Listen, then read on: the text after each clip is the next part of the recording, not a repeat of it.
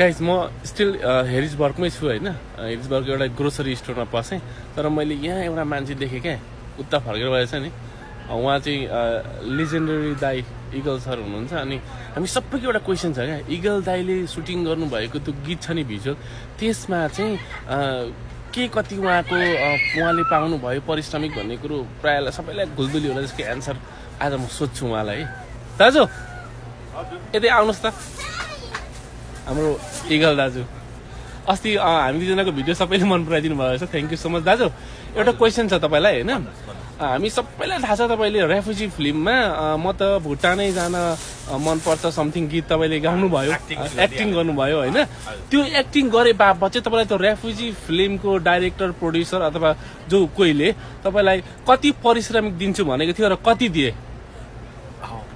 साह्रै दुःख लाग्दो पो प्रश्न गरेको त भाइ। सोचेको थियो मैले पनि उहाँहरूले केही मलाई अलिकति गर्नुहुन्छ होला भनेर। जस्तो उहाँहरूले मलाई बोलाएर चाहिँ मेरो पहिला रेसल हेर्नुभयो, रेसल हेर्ने बित्तिकै एकदम एक्युरेट मान्छे चाहिँ तिमीले ल्याएछौ नि भनेर चाहिँ राजेश भाइलाई भनिरहेको थियो। र मलाई भोलिपल्ट एक्ट गर्नुभन्दा पनि पहिल्यै उनीहरूले डाइरेक्ट मेरो विदाउट एनी कट नै मेरो चाहिँ भइगयो होइन। हुँदाखेरि अनि त्यहाँ ल भाइले एकदम राम्रो गर्यो, धेरै नसके पनि हामी 15-20 हजार चाहिँ भाइलाई एकदमै ल भन्नु भएको थियो डाइरेक्टर सरले। हुन्छ नि त भने आज गरे त्यस्तै अवस्था थियो होइन।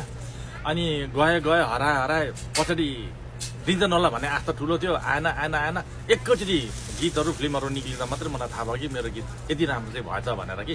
तर डाइरेक्टर कहाँ पुग्यो अहिलेसम्म मलाई केही थाहा छैन। ल सुन्नुभयो होला नि, रेफ्युजी गीत धेरैजनाले हेर्नुभयो, कति भ्युज छ, तर उहाँलाई दिन्छु भनेको 15-20 हजार अहिलेसम्म दिने मान्छे छैन। कहाँ छ के छ थाहा छैन। दुःख लाग्दो छ के। तर दाइ तपाईँले 15-20 हजार दिन्छु भनेको पाउनु भएन, तर तपाईँले हामी भुटनिसहरूकोबाट धेरै माया पाउनु भएको छ। He is one of the legendary actor.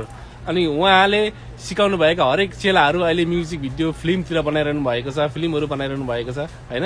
हामी उहाँलाई सम्मान गरौँ है त, माया गरेर। मलाई त भुटानै जान मन लाग्छ।